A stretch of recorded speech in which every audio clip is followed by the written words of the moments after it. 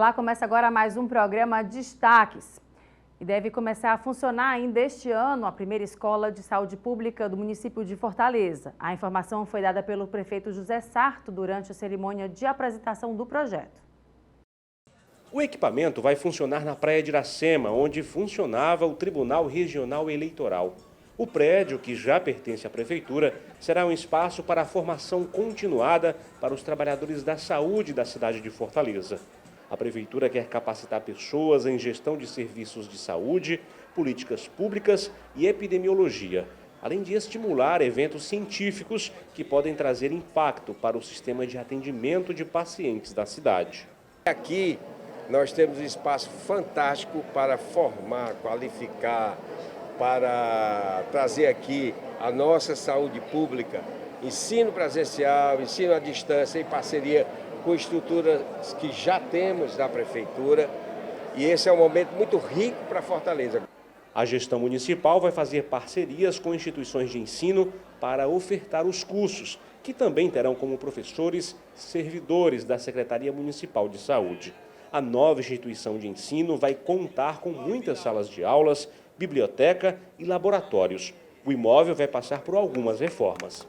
A gente imagina que em 3 meses já podemos estar concluindo as obras, com mais algum tempo para ser equipada pela Secretaria de Saúde, e ainda esse ano dá para a gente começar a funcionar a Escola de Saúde aqui nesse local. O anúncio integra uma série de ações anunciadas pela Prefeitura da capital para melhorar o serviço de saúde na cidade. A gente tem um aplicativo onde o médico do posto de saúde pode demandar a um cardiologista, por exemplo, a um dermatologista, por exemplo, para além da reforma das UPAs, para além da reforma dos postos de saúde, 16 que serão refeitos completamente do zero, 8 que serão demolidos e reconstruídos também do zero. O chamamento dos médicos que pela primeira vez semana passada nós batemos o recorde de médicos que estavam na atenção básica. Ana Maria, 530 profissionais estavam na atenção básica de saúde aqui de Fortaleza. E falando agora de saúde, casos têm sido relatados na mídia de pessoas que vieram a óbito após o procedimento de retirada do dente ciso. Mas quais os cuidados que o paciente deve ter para que a cirurgia não tenha intercorrências? A dentista Raquel Fitterman tem mais detalhes. Raquel, obrigada pela sua presença aqui no Destaques. Vamos falar um pouco sobre a saúde dos dentes, sobretudo sobre essa questão agora que saiu ultimamente de alguns casos não bem sucedidos com relação à retirada do siso, né? As pessoas ficaram assustadas, enfim. Mas de certa forma, conta pra gente como é que é feito esse procedimento, para se ter segurança, o que precisa, né? Nesse caso do paciente também ter consciência com relação a isso. Bom, o que precisa saber de imediato é que se trata de uma cirurgia e como toda cirurgia tem seus riscos também. Os riscos são poucos, são mínimos, se tomados todos os cuidados, tanto no pré-operatório, no transoperatório, principalmente no pós-operatório. Por quê? Porque tem pessoas que saem lá do consultório, acabam de fazer a cirurgia, não estou sentindo dor, não estou sentindo nada, e vão fazer algumas coisas, né? Não ficam de repouso, não tem os cuidados que tem que tomar, às vezes a gente passa a medicação, o paciente não toma. Então, assim, se certificar de que está tudo direitinho, fazer todos os cuidados pré-operatórios também, é uma cirurgia que se faz muito em todas as clínicas no Brasil, uma cirurgia comum até. É difícil pessoas ter espaço para o dente ciso, é muito comum não ter mais esse espaço. E aí, uma cirurgia tranquila, desde que se tomem todos os cuidados. Raquel, e qual é o momento que faz a avaliação? Assim, o comum é você ir todo ano, né? Você fazer o acompanhamento junto ao profissional, ver a saúde dos dentes, enfim. Mas de que momento, qual é o momento que se identifica que precisa tirar esse dente ciso? Bom, antigamente a mandíbula era muito grande, se comia muito carne, lá ainda nos homens primatas, quando a gente vê aquelas fotos do homem de antigamente, realmente essa região é bem protrusa. Por quê? Porque se comia muito carne, se mastigava muito. Hoje, com a indústria alimentícia, os alimentos cada vez mais processados, a mandíbula, com o passar a evolução da espécie, ela foi realmente diminuindo de tamanho. A maxila, a mandíbula, a gente ficou menos protruso. E o espaço para o dente ciso, ele foi cada vez mais reduzindo. Não são todas as pessoas que não têm espaço, mas existem pessoas que realmente não têm espaço mais para o dente. Ou ele nasce de lado, ou ele nasce trepado, ou às vezes ele está deitado de cabeça para baixo, sabe? E a gente tem que fazer essa avaliação. Se realmente não tiver espaço, A gente não vai tirar indiscriminadamente. Se o paciente não tiver espaço, estiver prejudicando a oclusão, a arcada, a mordida, realmente a gente vai fazer essa indicação, né? No consultório odontológico, a gente faz normalmente na visita regular. É um dente que se nasce, costumo dizer que é o dente do juízo, porque ele nasce normalmente aos 17 anos, 18 anos, algumas pessoas antes, outras depois. Mas quando ele começa a nascer, se ele não tiver espaço, realmente o ideal é a gente fazer a cirurgia. E aí a gente vai ver se vai ter necessidade realmente. Sempre que se faz a cirurgia, a gente pede alguns exames, alguns mais simples, às vezes só com raio-x. E algumas vezes, quando a gente tem necessidade, a gente pede realmente uma tomografia para avaliar a posição do nervo, avaliar como é que está o dente, os riscos da cirurgia, para você ir para a cirurgia todo realmente programado para diminuir as intercorrências e ter um pós-operatório realmente muito mais tranquilo. São necessários exames de sangue, exames voltados para a pessoa saber se ela está saudável naquele momento? Como é que é feita essa conversa antes da cirurgia? Bom, o paciente vai fazer uma avaliação, né? E aí a gente vai solicitar os exames que o dentista achar necessário. Alguns exames de sangue, exames básicos de rotina, de pré-operatório, né? A gente vai fazer uma avaliação também quando o paciente chega, na hora da cirurgia, como é que vai estar a pressão. A gente avalia antes nos exames de sangue a parte de coagulação. Às vezes o paciente alguns pacientes até mais idosos estão tomando algum remédio para afinar o sangue, a gente conversa com o cardiologista, conversa com o médico, o paciente parar às vezes 7, 8 dias antes a medicação para diminuir os riscos do paciente ter uma hemorragia, ter alguma complicação. Então a gente se certifica se o paciente tem alguma doença crônica também, a gente faz todo o acompanhamento para na hora da cirurgia já estar tudo preparado para o paciente fazer e ter a cirurgia assim tranquila, poder tirar o dente para casa assim, sabendo que vai estar tudo bem. Vai voltar com 8 dias para remover a sutura e aí, dependendo do caso, a gente libera, às vezes, com 15 dias, um pouquinho mais, um pouquinho menos, para o paciente já retornar às suas atividades normal. Agora, os 3 primeiros dias é muito importante que o paciente fique de repouso. Às vezes ele não está sentindo nada, ele não está sentindo dor, ele sai do consultório anestesiado e aí a gente fala, olha, tem que tomar medicação, a boca tem muita bactéria na boca. As principais complicações nessa cirurgia, além de lesão de nervo, que pode acontecer também, né, por conta do dente estar muito próximo ali da região do nervo, e para isso que a gente pede a tomografia, né, para poder fazer a cirurgia com segurança, a principal complicação que leva à morte é a septicemia, que é a infecção generalizada. Por quê? Porque a boca ela tem muita bactéria. A gente é cheio de bactérias saudáveis e outras nem tanto, né? E aí, a gente, normalmente, nessa cirurgia, a gente passa para o paciente estar tomando antibiótico, às vezes até antes, 1 hora antes da cirurgia, para ele já chegar com antibiótico na corrente sanguínea. E em casa, muitas vezes, a gente prescreve também antibiótico, que é muito importante o paciente tomar medicação. E é o primeiro sinal. Também, ele fez a cirurgia, eu fui para casa. Eu estou inchado, eu não estou conseguindo abrir a boca, eu estou com dor, eu estou tendo febre, está ficando avermelhado, está ficando quente. Ele tem que procurar voltar, ligar para o dentista para ir lá, para a gente resolver a solução, procurar a solução, né, o mais rápido possível. E nesse caso, assim, existem procedimentos padrão, digamos assim, porque a gente viu um desses casos, a família estava solicitando através de abaixo-assinado para que seja feito um procedimento padrão, né, para que seja feito alguns, enfim...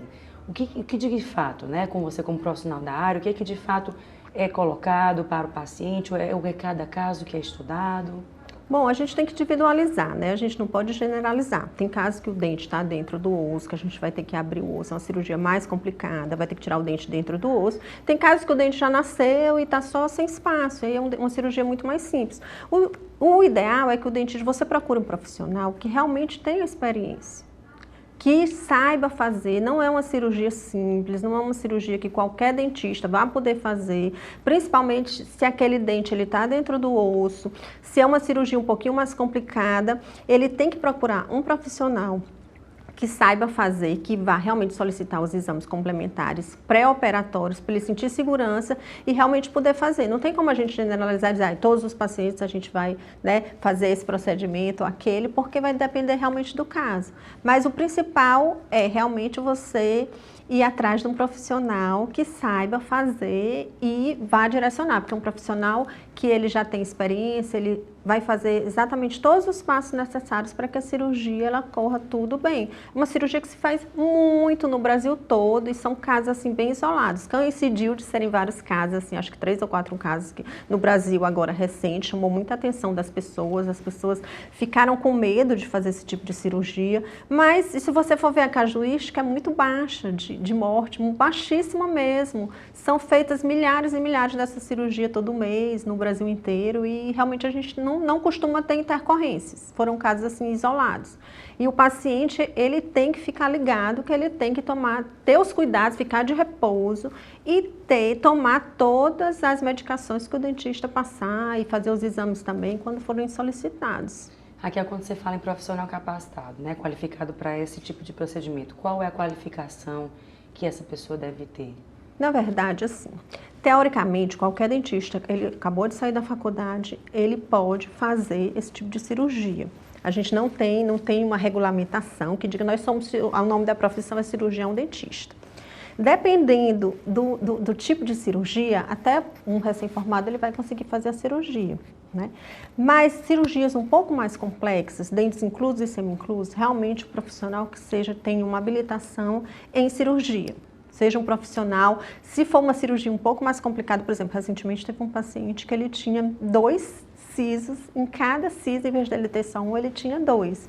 Então era uma cirurgia todos dentro do osso ainda, era uma cirurgia mais complicada. Então a gente, né, quem foi fazer a cirurgia foi um cirurgião bucomaxilofacial, que é aquele cirurgião que faz cirurgias quando a pessoa tem um queixo mais para frente, mais para trás, que vai realmente fazer uma cirurgia de maior porte. Então quando a gente vê que tem necessidade realmente de ser uma cirurgia maior, o profissional, ele vai ser, né, a qualificação do profissional, ele vai ser maior. E aí, nesse caso, para essa preparação, a pessoa deve estar ciente de todo o procedimento pós-cirúrgico. A gente fala muito assim, se prepara para fazer durante o procedimento, mas o pós-cirúrgico é importante, né? O cuidado que a pessoa deve ter, né? É importante. É isso. muito importante, até a fala. Às vezes você sai do dentista e está ali conversando, vai para o celular, fica conversando. No outro dia, aí amanhece, o paciente veio fazer laser, veio fazer o acompanhamento. No outro dia de cirurgia, a gente vê que está bem inchado. Ah, doutora, realmente eu não tive repouso. Eu fiquei conversando. Eu saí de lá, fui para o supermercado. Eu saí, fui ao shopping, sabe? É importante. As 72 primeiras horas após a cirurgia são uma curva ascendente do processo inflamatório. Então, o corpo ele precisa daquele processo, precisa daquele tempo de repouso para poder se recuperar.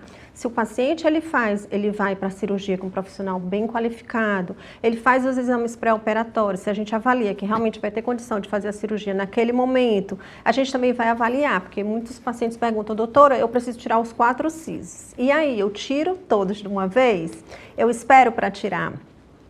Eu tiro um de cada vez, eu tiro todos, como é que eu faço? Vai depender da condição. A gente programa pelos exames, né? Às vezes a gente programa, o ideal é o paciente tirar realmente os 4 sisos. Por quê? Porque ele passa por um pós-operatório só.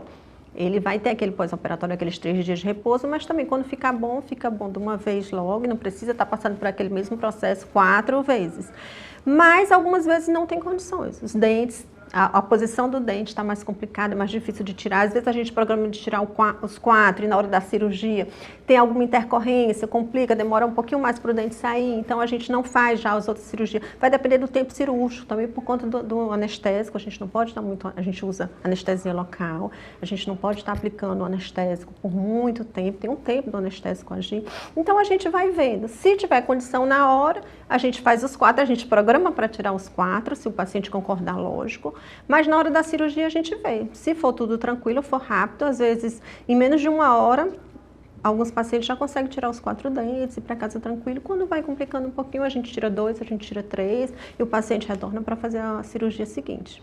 E no caso da pessoa não tirar, né? Às vezes está com medo, assim, não quero fazer, enfim. Não, pode, doutora, se preocupe, não que eu faça a limpeza em casa, né? Eu tento deixar passar, não está doendo nada. Quais são as consequências de quem tem o dente ciso deixar durante um bom tempo? Olha, é complicado. Se o dentista disser que tem que tirar, realmente o ideal é que se tire. O que pode acontecer? Pode acontecer de uma reabsorção na raiz do dente que fica antes do siso, que é o segundo molar. Então o dente às vezes está ali deitadinho, ele está empurrando, ele vai absorvendo a raiz e quando chega na hora, em vez do paciente tirar só o dente ciso, ele vai precisar tirar o outro dente, porque já está comprometido também. E aí também tem uma lesão que costuma muito acontecer, porque às vezes não tem espaço, ele nasce uma parte, ele rompe, abre um pouquinho, mas ele não consegue sair todo. E a gengiva ela fica cobrindo o dente. E ali entra alimento, entra resto de comida. Acumula assim, é um prato cheio para as bactérias ficarem ali, aí costuma dar uma pericoronarite, que é uma infecção que dá, que aí a gente tem que fazer a cirurgia já mais urgente, já tem, o paciente às vezes fica com o rosto inchado, então o ideal é se precaver, né, prevenir antes de ter algum problema maior, né, ter uma infecção ou algum problema de inchaço, ter que mexer no outro dente e fazer a cirurgia sem pressa, fazendo ali os exames tudo direitinho, tendo um acompanhamento direitinho que dá bem certo. E sem medo, né? Porque se criou essa ideia de medo com o dentista, mas não, na verdade é um procedimento, é uma pessoa profissional qualificado para isso, né? A gente tem que também ter a nossa parte também, né? Enquanto paciente. Exatamente. O paciente ele já tem que ficar ligado. Puxa, se o dentista vai fazer o exame, ele não passou nenhum exame, nenhuma radiografia, ele não passou uma tomografia, ele não passou nenhum exame. Você chegou lá, ele já vai fazer a cirurgia no outro dia, ele não verificou sua pressão. Então, tudo isso, o paciente ele tem que ficar alerta, né? Se vale a pena realmente correr aquele risco de fazer uma cirurgia, lembra que é uma cirurgia. Quando você vai fazer uma cirurgia no médico, você faz todos aqueles exames, né, prévios para poder se operar com segurança. E isso na odontologia tem também. Se você tiver todos esses cuidados, o dentista também, a chance de ter intercorrências assim é praticamente zero, é mínima, realmente é mínima. Com cuidado, com cautela, né, você consegue fazer a cirurgia, não precisa ter medo, como eu falei, é uma cirurgia muito comum, a gente faz muito lá na clínica esse tipo de cirurgia, nunca tivemos assim um problema, às vezes o que acontece, o paciente ele não tem repouso, ele chega mais inchado, fica aqueles 3 dias assim mais inchado, mas ali a gente contorna, o paciente vai, a gente fica fazendo laser, quando precisa a gente faz uma drenagem para aliviar também os sintomas, e com o tempo, poucos dias o paciente já está bem, já volta às atividades normais. Doutora, e com relação também, a gente está agora no mês de julho, já acabando, mas importante falar sobre a saúde da boca das crianças, né? Como é que a gente pode, eu sou mãe, né? E como é que a gente pode ter o cuidado com a boca deles, com a saúde deles e sobretudo, falar para eles que não tem problema aí no dentista, pelo contrário, ele é um amigo da sua saúde bucal. É muito importante. O Júlio Laranja, ele nasceu por conta de julho ser um mês de férias, né? Os pais aproveitam para levar os filhos ao dentista. E aí o cuidado que se deve ter com relação à ortodontia, o encaixe dos dentes, porque se costuma levar muito os filhos ao dentista para fazer a prevenção à saúde bucal, que é importantíssimo você levar desde cedo. Inclusive, tem um dente que nasce aos 6 anos, é um dente permanente, é um molar permanente, o primeiro molar permanente. E muitos pais não sabem que por nascer tão cedo, eles acham que aquele dente é dente de leite e não tem o cuidado devido com aquele dente. E aí, se demora para ir ao dentista, aquele dente, quando chega muitas vezes, já está muito destruído, com uma cárie muito profunda, em alguns casos até para exodontia. Então, é muito ruim a gente ter que extrair um dente hoje de uma criança, sabe? Às vezes até precoce. O ideal é se buscar o dentista, cuidar da saúde bucal como um todo. E o Júlio Laranja, ele vem como um alerta com relação às crianças e os adolescentes. Os pais têm que entender que o encaixe dos dentes é para ser como uma tampa, uma caixa de um sapato. Os dentes de cima, ele tem que passar sobre os dentes de baixo. Às vezes, alguns hábitos de chupeta, as crianças vão ficando com a mordida aberta, né? Ali na frente, quando ele fecha a boca, ele não encosta os dentes da frente. Chupeta, mamadeira, hábitos de chupar o dedo também, vão dando malformações, né, na boca, que isso tudo a gente consegue corrigir facilmente quando se é criança, quando ele está em fase de crescimento. Então é importante não só ir ao dentista normal, odontopediatra, como também um ortodontista, para a gente fazer essa avaliação, porque precocemente a gente consegue resolver muitos problemas de forma muito simples. Às vezes o paciente está com a mordida cruzada, ele fecha a boca e a parte de baixo, ela cobre a parte de cima, que é para ser o inverso. E aí, com uma pista plana, semana com uma resina, a gente desgasta um pouquinho o dente, só naquela posição que está com contato prematuro para o paciente voltar a morder, porque ele começa a desviar a mandíbula na hora de morder e ali ele vai crescendo com aquela mordida desviada. Depois, numa fase mais tardia, fica muito mais complicado, muito mais difícil a gente fazer aquele tratamento que a gente, na criança, às vezes com 3 meses, a gente consegue resolver. Eu atendi um paciente recente, ele veio ontem para uma avaliação. Eu coloquei um aparelho funcional, uma criança de 10 anos, ele estava com os premolares bem trepadinhos, os dentes todos entramelados, sem espaço. Eu coloquei um aparelho funcional. Gente, funciona. Com 3 meses, os dentes estão muito alinhados. Ele ainda está em troca de dentes, mas aquele apinhamento, quando ele fechava a boca, os dentes iam muito para frente, que a gente chama de overjet, né? Ele não encosta o dente de baixo, o dente anterior aqui. No de cima, tinha um overjet, já diminuiu muito, então são problemas assim que a gente fala de classe 1, que o paciente fica mais dentuço. Às vezes a mandíbula também que cresce muito e ela avança, passa por cima. Seriam casos que numa fase adulta, alguns casos seriam só para cirurgia. A gente intervindo precocemente, a gente consegue realmente tirar o paciente da cirurgia e deixar a dentição assim perfeita. Às vezes vai para a ortodontia para fazer só um ajuste, alguma coisa por bem pouco tempo. Mas isso tudo se os pais levarem os filhos, né, observarem como é que está o encaixe dos dentes e levarem os filhos realmente para fazer uma avaliação com o ortodontista. Não esperar muito. E nesse caso, esse mês é justamente para dar essa conscientização dos pais, né? Exatamente, é o Julho Laranja para os pais se conscientizarem, estarem avaliando a boca dos filhos, não só com relação à cárie, né?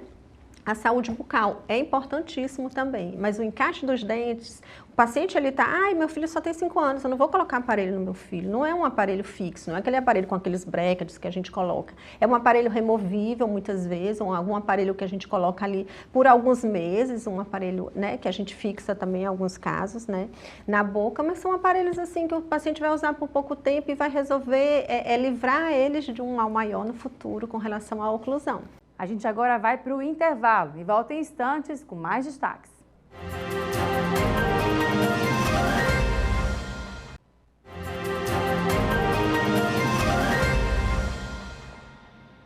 Estamos de volta falando de economia. A isenção federal para compras online de até $50 entrou em vigor nesta terça-feira, dia 1º de agosto. A portaria foi publicada no fim de junho. Em troca da isenção, as empresas deverão entrar no programa de conformidade da Receita Federal, regulamentado por uma instrução normativa.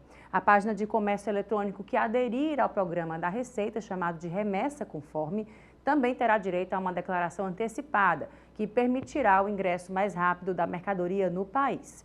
E caso as empresas não ingressem no programa, haverá cobrança de alíquota de 60% de imposto de importação, como ocorre com as compras acima de $50. A isenção para compras até esse valor será apenas para tributos federais.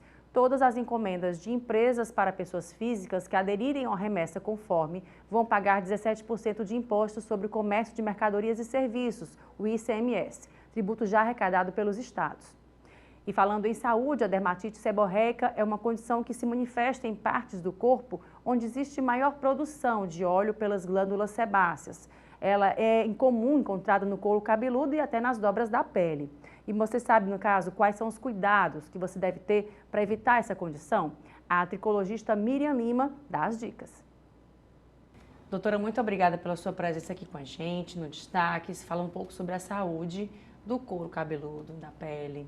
A gente às vezes não dá muita importância, né, para isso. Às vezes quando olha no espelho que diz, meu Deus, está caindo minha pele, enfim. Mas qual é o cuidado que a gente deve ter para a saúde da nossa pele e do nosso couro cabeludo? Tudo bem, obrigada pelo convite, né? Na verdade, são pautas aí que a gente passa despercebido, né? A nossa pele, como cuidar da nossa pele. Geralmente a gente tende a cuidar daquela parte que a gente mais visualiza no espelho, né? E aí a gente não tem aqueles cuidados diários, como uma lavagem correta, utilização de higienizantes corretos para cada tipo de pele, cuidado com o sol, exposição solar excessiva, né? E tudo isso vai nos prejudicando, oxidando, né? No dia a dia, a nossa pele vai envelhecendo por completo. Com relação à questão do couro cabeludo, né? Quando a gente começa a verificar uma dermatite, né? Ou então uma caspa, enfim, em que ponto a gente pode evitar que aconteça isso, né? Que incomoda a gente também, incomoda quem está por perto, como é que a gente faz para evitar isso? A primeira coisa a gente precisa identificar o que é cada coisa, né? Existe a caspa, que para a tríade da caspa, a gente identifica o quê? É um fungo que existe, a presença desse fungo chamado malacésia. Existe a predisposição da pessoa, né? E existe também o excesso de oleosidade. Isso é uma caspa normal, que geralmente todo mundo tem, passa por algum tipo de descamação durante o período do mês. E existe a dermatite seborreica. Dermatite seborreica que é muito confundido com a caspa simples, né? Só que diferente da caspa simples, a dermatite seborreica, ela ocasiona principalmente inflamação. E aí é essa inflamação, porque a dermatite é o quê? Inflamação da pele. E aí sim, ela não atinge só no couro cabeludo como a caspa convencional. Ela atinge no couro cabeludo, na zona T do rosto, que é a área do nariz, sobrancelha, ao redor da orelha, né? Às vezes aqui na parte anterior do tórax. Então tudo isso é onde tem o quê? Muita produção de glândula sebácea, onde o nosso organismo produz mais sebo. Então a dermatite, ela atua nesses pontos e ela vem gerando um processo inflamatório. E aí é onde a gente precisa se preocupar, porque diferente da caspa, a dermatite ela é uma doença crônica, né? E nesse caso, o que causa? Tem fator genético, tem fator de ambiente, medicação, estresse, o que causa? Pronto, a dermatite seborreica, os estudos ainda não comprovam como a dermatite seborreica surge, mas a gente sabe que tem um fundo genético envolvido, né? E é associada a um fungo que habita no nosso couro cabeludo, né? Então, nosso couro cabeludo, ele tem ali uma microbiota, que são os micro-organismos que sobrevivem na nossa pele. E esses organismos, em harmonia, eles contribuem para uma pele saudável, né? Para a proteção. Então, quando um indivíduo que é predisposto à dermatite seborreica, por exemplo, se estressa, tem uma alimentação muito rica em gorduras saturadas, né? Então, muito açúcar, muito refrigerante, muito fast food. Então, tudo isso altera muito a produção de sebo dessa pessoa. O estresse, ele contribui muito para essa alta produção sebácea, que gera uma disfunção nesses micro-organismos. Então, esse fungo ele começa a se proliferar mais, gerando uma inflamação indesejada. Aí, junto com essa inflamação, vai trazer o quê? A descamação, que a gente não gosta, que é aquelas placas bem pregadinhas no couro cabeludo, meio amareladas, que coça, né? Então, existe todo esse incômodo para quem tem a dermatite seborreica. E os cuidados, eles precisam ser bem mais eficientes, né? Então, onde a gente peca muito. A gente acha que a dermatite ela é uma caspa simples, que a gente pode olhar ali na internet, uma blogueira, né, que deu uma dica e acha que qualquer coisa vai curar, mas não. A dermatite ela pode sim se tornar grave, inclusive trazer queda de cabelo, né, nos casos mais graves. Ela não é só no couro cabeludo da cabeça, não. Ela também está no corpo inteiro. Pode ser identificada. Ela justamente aonde tem, ela se manifesta em maior intensidade nas partes do corpo que possuem mais produção de sebo, consequentemente, onde tem mais glândula sebácea. Couro cabeludo, região T do rosto, né, a zona atrás da sobrancelha e a parte anterior do tórax, né? Muitas vezes acontece muito nos homens, por conta da quantidade de pelos, né, que eles desenvolvem aqui. Então, essa é a grande diferença e também é bem fácil de identificar a caspa da dermatite seborreica. Existiu vermelhidão, existiu ali coceira, existiu aquelas placas de câncer descamativas, dermatite seborreica. E aí, nesse caso, quais são os cuidados que se deve ter quando já é identificado, né? Olhou, identificou, foi na especialista, identificado isso. Quais são os cuidados que se deve ter? Tomar banho com água não muito quente, a questão do sol também, o que deve ser? Pronto, a dermatite seborreica, ela não tem cura, né? Então, ela é uma doença crônica, então a gente precisa... Por que não tem cura? Porque o fungo que ele participa da fisiopatologia da doença, ele mora no nosso couro cabeludo, né? Então, o que a gente precisa fazer, Miriam? A gente precisa controlar, ter alguns tipos de cuidados com os nossos hábitos. Primeira coisa a gente citou aqui, né? Alimentação, estresse, né? A gente sabe que hoje em dia o estresse é super difícil de se controlar, mas a gente sempre está orientando essa pessoa a procurar uma ajuda para controlar esses estresses diários. O calor é muito participativo na proliferação desse fungo, Por quê? Porque se eu tenho um fungo que mora no meu couro cabeludo, se eu tenho uma região muito quente, isso tudo vai me dar o quê? Vai me dar uma condição, né, digamos, de abafamento naquela região do couro cabeludo. Se eu produzo muito sebo, ou se eu suei demais, ou se eu estou com o couro cabeludo muitas vezes molhado, não seco o meu cabelo e vou para uma região quente ou abafo o meu couro cabeludo, eu faço o quê? Uma proliferação desses micro-organismos, trazendo o que era para ser normal para o que não é o indicado. E aí é onde surge também as inflamações. Então, a melhor coisa que eu indico na clínica, né, é que a gente lave esse couro cabeludo com maior frequência, com produtos que são anti-inflamatórios, bactericidas e fungicidas, né? Porque a gente escolhe muitos shampoos que são para fio, né? A gente vai lá e procura um shampoozinho que vai deixar meu cabelo sedoso. Mas, na verdade, o shampoo ele é um detergente e a gente precisa descobrir um produto que seja detergente específico para o cuidado da minha pele. Porque a função desse produto é justamente tratar minha pele do couro cabeludo. Então, produtos bactericidas, fungicidas, evitar abafar o couro cabeludo, lavar os cabelos com maior frequência, de preferência no período mais diário.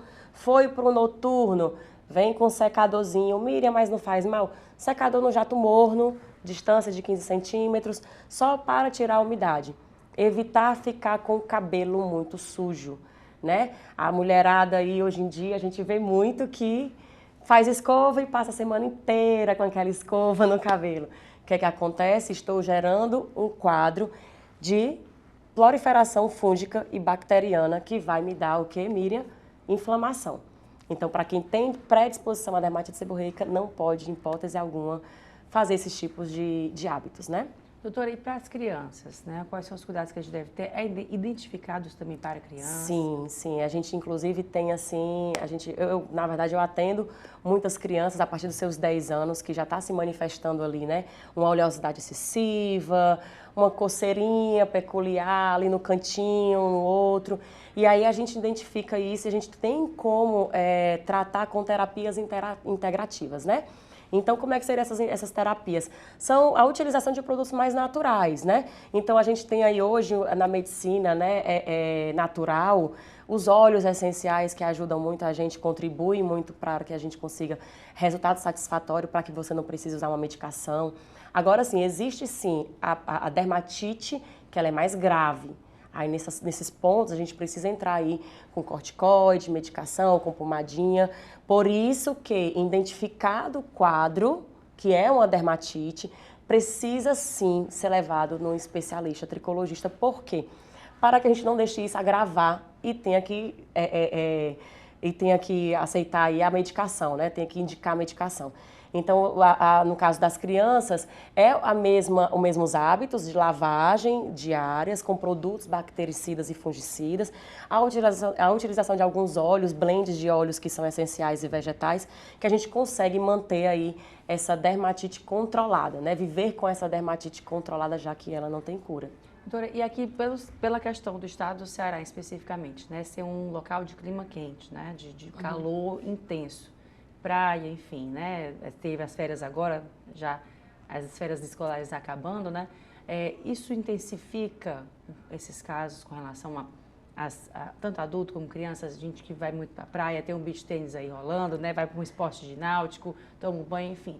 Esse calor que a gente tem influencia diretamente? Olha, influencia desde que você não tem uma higienização. Tem gente que pratica aí o beach tênis, que tá na moda, né? Bota a viseira. Amarra aquele cabelo, principalmente a mulherada. Amarra o cabelo, coloca a viseira e fica lá o dia todo no sol, né? Chega em casa, muitas vezes a mulherada não quer lavar o cabelo. Gente, a gente sabe que, né, a mulher não gosta de lavar o cabelo e secar. Porém, é necessário, a gente não pode deixar o couro cabeludo sujo. Mas eu lavei de manhã, suei o dia inteiro. O suor, ele também libera uma secreção de sebo, né? E eu suei e eu sujei. Agora você imagina chegar em casa depois de um beach tênis e não tomar banho. Lavar só do pescoço para baixo. Ou então, pior, que os homens fazem muito. Se tomar 3, 4 banhos por dia, ele só molha o cabelo e não lava o cabelo. Então você imagina uma região que está suja, seborreica, suada, com a mão suja no cabelo, em contato com poluição, ele vai para debaixo do chuveiro e não passa um detergente. Então ele só fez o quê? Umedecer tudo aquilo, propiciando a proliferação fúngica e bacteriana. Então, interfere o calor, o exercício? Interfere, desde que você tenha os seus hábitos aí de higienização controlada. Ok, doutora. E para que você sabe mais informações, tirar dúvidas, como é que faz para lhe encontrar nas redes sociais? Pronto, o nosso Instagram, né, Clínica Miriam Lima, que é a nossa clínica de terapia capilar, que situa ali na Água Fria, na Edilson Brasil Soares, e também no nosso perfil Clínica Miriam, que é o meu pessoal, né? Então a gente está sempre à disposição para ajudar. E a gente agora vai para o intervalo. Volta em instantes, já já, com mais destaques.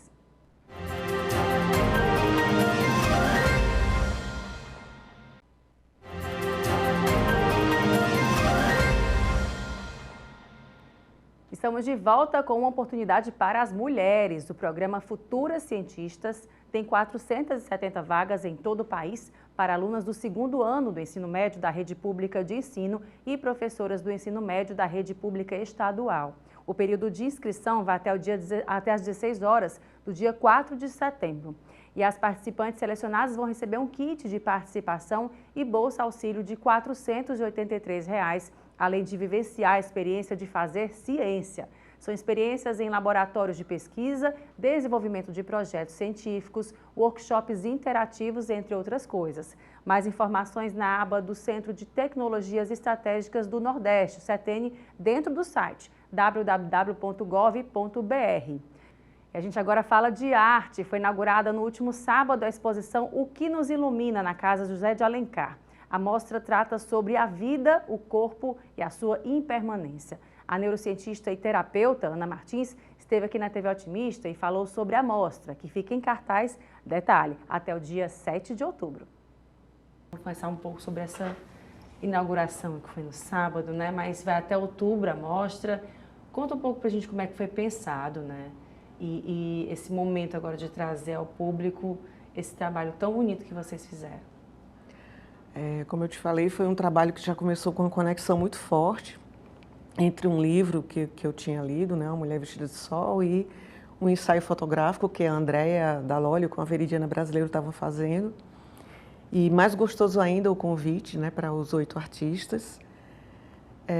Eu acho que a maior emoção foi a gente conseguir trabalhar juntos e perceber o quanto é rico, sabe, Elaine, essa mistura de técnicas, mas também de olhares sobre a vida, de olhares sobre a luz, sobre o que nos ilumina.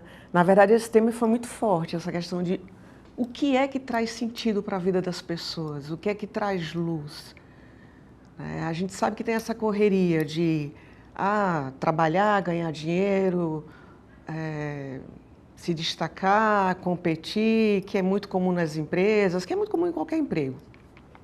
Isso em si não é ruim, mas a vida não pode ser só isso. Eu acho que a grande reflexão que a gente quer passar é que a vida não pode ser só isso, né? Não por acaso o número de suicídios vem aumentando. Eu também sou psicoterapeuta, também sou neurocientista.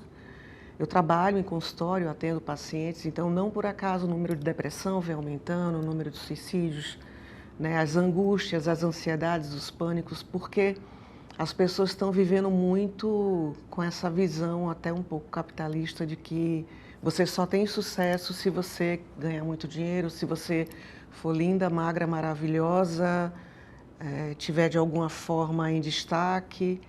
E a gente quer mostrar que a vida não é só isso, que os verdadeiros afetos, né, que o que realmente traz sentido à vida é algo muito mais sutil. Então a pergunta, o que nos ilumina, é uma pergunta que a gente quer que incomode, mas incomode no bom sentido, né?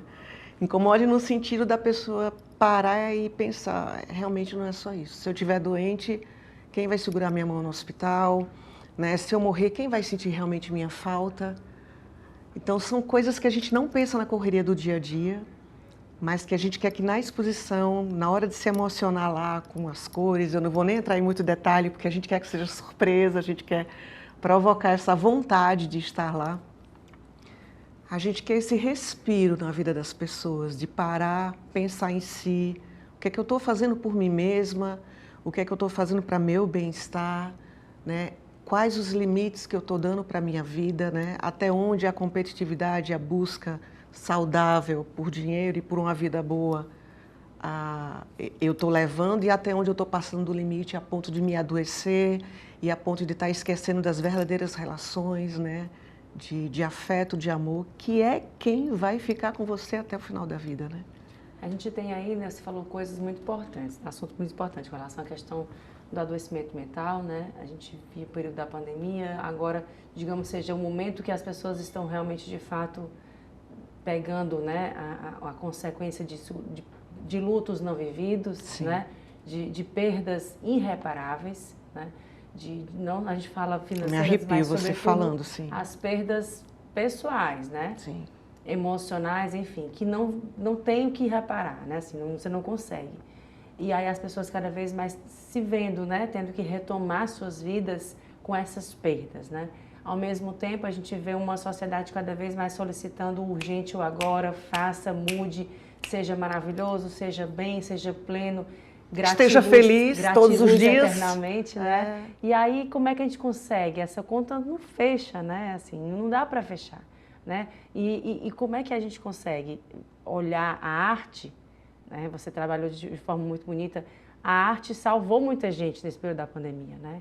Um período mais crítico, a gente não podia respirar nem literalmente, nem de forma emocional, né? A arte nos resgatou também, né? Em casa, nos vídeos, nas fotos, nas músicas, perfeito, né?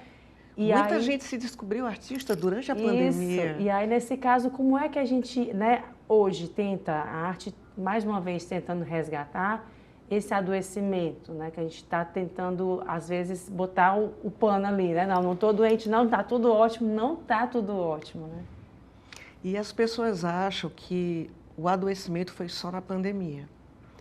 Mas o que eu queria dizer, o que eu vejo no consultório, os meus colegas também vêm no consultório da área de saúde, ali a Sandra é psiquiatra e eu sou neurocientista, e vários estudos científicos mostram que o adoecimento está começando ou está piorando agora. Então, a quantidade de pessoas com pânico, né, com depressão, e que ficam até, é incrível, se sentindo culpadas por estarem assim. Não é culpa das pessoas, né? A gente não sabe que consequências emocionais ainda virão para a gente, né? Não só individual, como coletividade, como sociedade. Então, o que eu queria também era deixar uma mensagem de esperança para as pessoas que ainda estão adoecidas, né? De que tenham paciência, o tratamento leva tempo, né? As coisas não se resgatam assim de um dia para o outro. Cuide de você, esteja perto da família. É impressionante como o afeto familiar, ele cura, ele ajuda, né? Para que você possa estar bem novamente, porque é muito interessante. A culpa de quem adoece é cruel. E não só adoecimento mental, né? Adoecimento físico, pessoas que estão lutando até agora contra a anorexia, porque comeram demais na pandemia e estão fazendo o caminho inverso. Então, tudo isso é muito forte. Eu uso muito arte-terapia também no consultório, sabe? Porque a arte, ela fala do inconsciente. Então, as pessoas se curam à medida que vão colocando coisas que, às vezes, elas não sabem verbalizar, mas que a arte coloca para fora. É tão interessante que, às vezes, a pessoa vê, e não precisa ser artista para fazer arte-terapia, a pessoa vê alguma coisa que ela fez lá na hora da terapia e pensa, nossa, agora eu estou entendendo o que eu estou sentindo. Então, é muito por esse viés. Então, a arte cura, sim. E eu tenho certeza que todos nós artistas, né, os 9 que participamos dessa residência artística, que eu costumo dizer com a Andrea Dalólio, a gente se curou de alguma coisa, né? Porque nós também somos humanos. A gente está aqui, né, lindo, maravilhosos, inaugurando uma mostra artística, mas cada um tem o seu dilema pessoal, cada um tem as suas dores, cada um tem as suas angústias, suas perdas, seus lutos. E a gente está se curando no momento que a gente produziu e no momento que a gente está passando isso para o público, porque é tão emocionante a gente ver as pessoas se emocionando com alguma obra. Foi um dia bem cheio no sábado, né? Porque foram quase 400 pessoas. E a gente não esperava aquela multidão de pessoas, mas a gente pôde acompanhar algumas, e quando eu vi as pessoas com lágrimas nos olhos, a gente fazia, não chore não, senão a gente vai chorar junto. Porque a pessoa lembrava de alguma coisa, fazia uma ligação com a sua família, com um ente querido que tinha falecido, uma cor que tocou, uma obra em especial que emocionou. Então, não foi só a produção, sabe? Acompanhar vocês nas visitas emociona também a gente. E a gente vai ter muitas visitas guiadas, né? Sexta-feira já vai ter uma, de 10 às 12, onde eu, a curadora e alguns artistas, a gente vai poder estar explicando e acompanhando para pequenos grupos esse processo e algumas obras. Pois é, Ana, nessa arte que resgata, né? Que cura. Que cura também. O local que vocês escolheram, né? A Casa de José de Alencar, um lugar lindo, né? Lindo, aconchegante, acolhedor, né? Eu lembro que eu levava, quando meu menino era pequenininho, né? A gente tomava café da manhã, carnavais foram realizados ali, enfim, é um local de vivência de família, né? Você vê a história de José de Alencar, você toma um café, você vivencia, vê um cajueiro, passarinhos, enfim.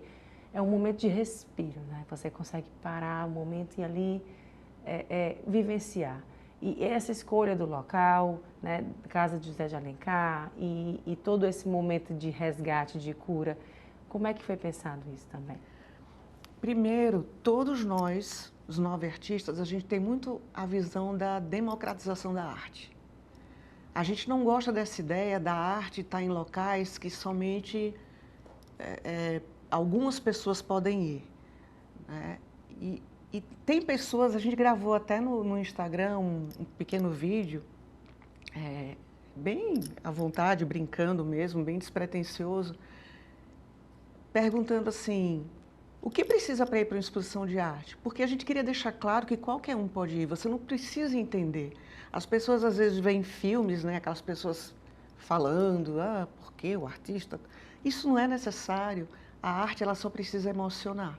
Então, primeiro, eu queria deixar claro que o fato de ter ido para lá foi a ideia de ir para um local fora desse centro que já é conhecido de arte. A gente quer que a arte seja democrática, a gente quer que a arte seja algo popular, seja algo acessível, a gente quer que os pais levem crianças, a gente quer que as crianças elas comecem a perceber que não é apenas em shopping center que ela pode se divertir, que ela pode se divertir olhando cores, olhando formas, se emocionando com os locais, né? Segundo ponto é a energia daquele lugar, como você falou, é muito família.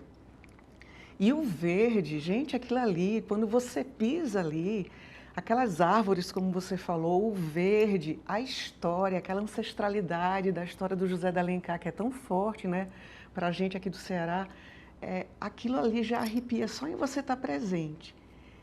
E a Andréa teve muito essa visão, tanto de descentralizar a arte, como de se apropriar dessa energia bonita, desse ambiente gostoso, familiar, porque a gente quer que as famílias, que as pessoas normais, eu, você, né, as pessoas que moram em diversos locais ali perto, que possam estar presentes.